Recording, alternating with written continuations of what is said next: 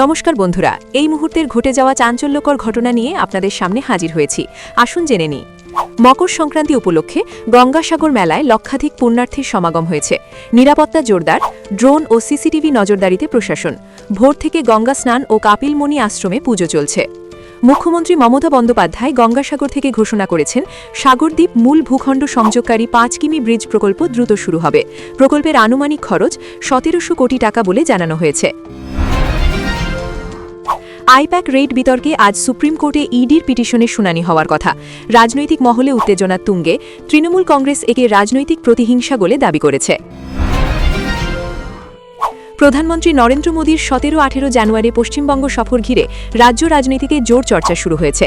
BJP সূত্রে জানা গেছে, একাধিক কর্মসূচি ও সভা থাকতে পারে। ভোটার তালিকা সংশোধন বা এসআইআর ইস্যুতে রাজ্য জুড়ে ক্ষোভ বাড়ছে। বহু মানুষের নাম বাদ পড়ায় অভিযোগ, বিভিন্ন জায়গায় বিক্ষোভ ও প্রশাসনিক অফিসে উত্তেজনার খবর মিলেছে। কলকাতা হাইকোর্ট আজ একাধিক গুরুত্বপূর্ণ মামলার শুনানি করেছে, যার মধ্যে রাজনৈতিক ও প্রশাসনিক সিদ্ধান্ত সংক্রান্ত বিষয়ও রয়েছে। আদালতের পর্যবেক্ষণ ঘিরে রাজ্য প্রশাসনের চাপ বেড়েছে। কেন্দ্র রাজ্য সম্পর্ক নিয়ে আজ ফের সরব তৃণমূল নেতৃত্ব। বিভিন্ন প্রকল্পে অর্থ বরাদ্দ নিয়ে কেন্দ্রের বিরুদ্ধে বঞ্চনার অভিযোগ তোলা হয়েছে। বাংলাদেশে আজ নির্বাচন নিয়ে রাজনৈতিক তৎপরতা বেড়েছে। নির্বাচন কমিশন জানিয়েছে, নির্ধারিত সময়সূচি মেনেই ভোট হবে এবং নিরাপত্তা ব্যবস্থা আরও জোরদার করা হবে। বাংলাদেশের অন্তর্বর্তী সরকারের প্রধান ইউনুস আজ ফের জানিয়েছেন, সব চাপ সত্ত্বেও নির্বাচন পিছবে না। তার বক্তব্য ঘিরে রাজনৈতিক মহলে নতুন বিতর্ক শুরু হয়েছে। আজ থেকে বাংলাদেশে অন অ্যারাইভাল ভিসা সাময়িকভাবে বন্ধ কার্যকর হয়েছে। ১৫ জানুয়ারি থেকে ১৫ ফেব্রুয়ারি পর্যন্ত এই সিদ্ধান্ত বলবৎ থাকবে বলে জানানো হয়েছে। ফিফা বিশ্বকাপ ট্রফি আজও বাংলাদেশে প্রদর্শিত হচ্ছে। রাজধানী সহ বিভিন্ন জায়গায় ফুটবল প্রেমীদের দীর্ঘ লাইন ও উৎসাহ চোখে পড়ছে। জেফার রহমান ও রাফসান সাবাবের বিয়ের পর আজও সোশ্যাল মিডিয়ায় বিয়ের ছবি ও ভিডিও ভাইরাল। সেলিব্রিটি মহলের শুভেচ্ছার বন্যা অব্যাহত। আন্তর্জাতিক বাজারে আজ অপরিশোধিত তেলের দামে সামান্য ওঠানামা দেখা গেছে। এর প্রভাব আগামী দিনে জ্বালানির দামে পড়তে পারে বলে বিশেষজ্ঞরা মনে করছেন। ভারতীয় শেয়ার বাজার আজ মিশ্র গতিতে শুরু হয়েছে। ব্যাংক ও আইটি শেয়ারে চাপ থাকলেও কিছু মিড ক্যাপ স্টকে কেনাবেচা দেখা যাচ্ছে।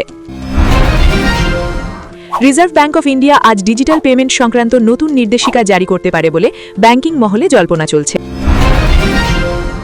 শিক্ষাক্ষেত্রে আজ একাধিক রাজ্যে পরীক্ষাসূচি ও ফল প্রকাশ নিয়ে গুরুত্বপূর্ণ ঘোষণা হয়েছে। পড়ুয়া ও অভিভাবকদের মধ্যে বিষয়টি নিয়ে আগ্রহ তুঙ্গে। রাজ্যের স্বাস্থ্য দপ্তর শীতকালীন সতর্কতা জারি করেছে। বয়স্ক ও শিশুদের ঠান্ডাজনিত অসুস্থতা এড়াতে বিশেষ পরামর্শ দেওয়া হয়েছে। সীমান্ত এলাকায় আজ বিএসএফ ও স্থানীয় প্রশাসনের যৌথ টহল বাড়ানো হয়েছে। নিরাপত্তা পরিস্থিতি স্বাভাবিক রাখতে নজরদারি জোরদার করা হয়েছে। দেশের বিভিন্ন রাজ্যে আজ কৃষকদের আন্দোলন সংক্রান্ত নতুন বৈঠক অনুষ্ঠিত হয়েছে। ন্যূনতম সহায়ক মূল্য ও কৃষি ঋণ নিয়ে আলোচনা চলছে। প্রযুক্তি দুনিয়ায় আজ একটি বড় আপডেট এসেছে। জনপ্রিয় একটি অ্যাপ নতুন ফিচার চালু করায় ব্যবহারকারীদের মধ্যে কৌতূহল তৈরি হয়েছে। আবহাওয়া দপ্তর জানিয়েছে, আগামী ২৪ ঘণ্টায় উত্তর ভারতের কিছু অংশে কুয়াশার দাপট বাড়তে পারে। যাত্রীদের সতর্ক থাকার পরামর্শ দেওয়া হয়েছে। রাজ্যে আজ একাধিক জায়গায় চাকরি সংক্রান্ত আন্দোলন ও ডেপুটেশন হয়েছে। চাকরি প্রার্থীরা দ্রুত নিয়োগ প্রক্রিয়া সম্পন্ন করার দাবি তুলেছেন। খেলাধুলার দুনিয়ায় আজ ভারতীয় দলের প্রস্তুতি নিয়ে নতুন খবর এসেছে।